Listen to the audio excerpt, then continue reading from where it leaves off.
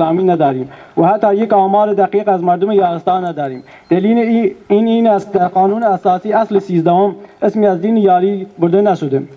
و در پرسشنامه‌های سرشماری ادوار گذشته مالی برای انتخاب آنها به عنوان یک دین و ادیان و مذهب یاد نشده و به همین خاطر مردم یازدان مجبور میشوند دین خودشان را اسلام و مذهب شیعه انتخاب کنند و تا در مرحله گزینش‌های اداری با مشکل روبرو نشوند و چون در ماده 14 استخدامی کشور ادیان غیر رسمی را برچسب فساد عقیده از استخدامی در مراکز دولتی جلوگیری می‌کنند. به همین خاطر از زمان پایه‌گذاری جمهوری اسلامی مردم یازدان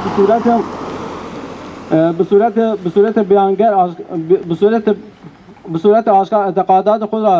خود دین یاری را محروم از تمام خدمات دولتی بوده و هستند که به دروغ خود را شیعه معرفی